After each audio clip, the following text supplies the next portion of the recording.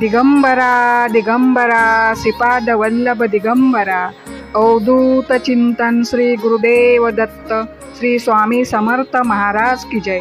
गुरुदेवांच्या चरणावर कोटी कोटी वंदन। मित्रांनो, आपल्या चॅनलवर तुमचे सर्वांचे मनापासून स्वागत आहे। ज्या मित्रांनी आपल्या चॅनलला लाईक, सबस्क्राईब व कमेंट केली त्या मित्रांना माझ्याकडून खूप खूप धन्यवाद। भगवान श्री कृष्ण तुम्हाला सुखात आनंदात ठेवो हीच त्यांच्या चरणी प्रार्थना। आजचा स्वामी संदेश तुमच्यासाठी आहे, ते तुम्ही लक्षपूर्वक ऐकलात तर तुम्हाला भगवान श्री कृष्ण यांच्याकडून खूप आशीर्वाद प्राप्त होतील। द्वापार युगात बलवान कंसाने जरासंधाच्या साह्याने पुष्कळशे दैत्य व राजे यांना हाताशी धरून तो यादवांचा संहार करू लागला। तेव्हा यादव भयभीत होऊन पांचाल, कौशल, विदर्भ अशा देशात जाऊन राहिले। पृथ्वी माता दुःखी झाली होती। ती आपले दुःख सांगण्यास ब्रह्मदेवांकडे गेली। ब्रह्मदेवाने पृथ्वी मातेचे म्हणणे ऐकून घेतले। ब्रह्मदेव सर्व देवादिकांना घेऊन भगवान श्री विष्णू यांना शरण गेले। भगवान श्री विष्णूने पृथ्वी तलावर जन्म घेऊन दुष्टांचा संहार करण्याचे वचन सर्वांना दिले।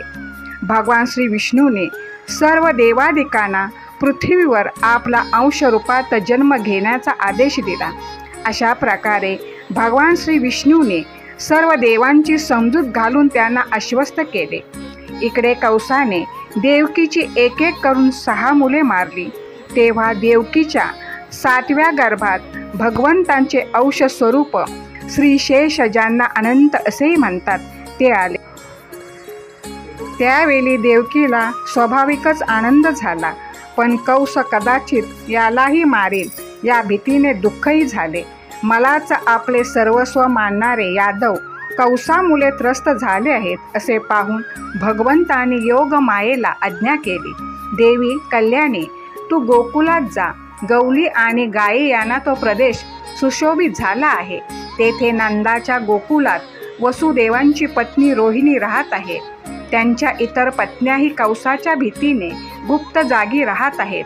सध्या माझा शेष नावाचा अंश देवकीच्या उदरात गर्भरूपात राहिला आहे। त्याला तेथून काढून तू रोहिणीच्या पोटात नेऊन ठेव। हे कल्याणी, नंतर मी माझ्या सर्व शक्तीसह देवकीचा पुत्र होईल आणि तू नंदपत्नी यशोदेच्या ठिकाणी जन्म घे। जेव्हा भगवंतांनी अशी आज्ञा केली तेव्हा योग मायेने भगवंताची आज्ञा शिरोधार्थ मानून देवकीचा गर्भ नेऊन रोहिणीच्या उदरात ठेवला। तेव्हा तेथील नागरिक दुःखी अंतकरणाने देवकीचा गर्भपात झाला असे म्हणू लागले। नंतर जेव्हा सर्व गुणांनी युक्त अशी अतिशय उत्तम वेळ आली तेव्हा रोहिणी नक्षत्र होते। आकाशातील सर्व नक्षत्र, ग्रह आणि तारे शुभ होते। त्यावेळी भगवान प्रगट झाले। त्यावेळी दिशा प्रसन्न होत्या। आकाशामध्ये तारे तेजाने झगमगत होते। नद्यांचे पाणी स्वच्छ झाले होते। सरोवरामध्ये कमले उमलली होती। स्वर्गामध्ये देवताच्या दुधंबी वाजू लागल्या।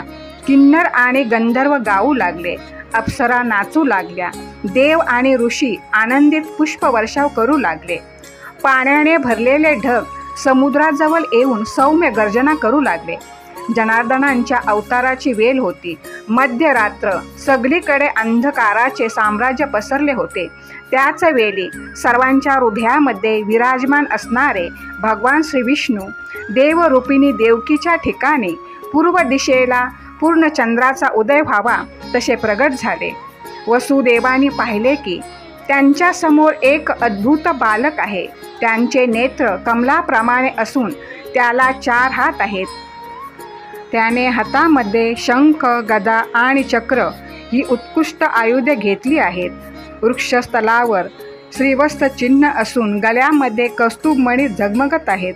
अशा लोभस सौंदर्याने नटलेली बालमूर्ती पाहून वसुदेव व देवकीचे नेत्र धन्य झाले। वसुदेव व देवकी दोघेही हात जोडून प्रभूची स्तुती करू लागले। भगवान श्री विष्णू यांनी प्रसन्न मुद्रेने त्यांना पूर्वजन्मीची आठवण करून दिली। दिलेल्या वचनाप्रमाणे ते तिसऱ्यांदा त्यांच्या पोटी जन्माला आल्याचे सांगितले।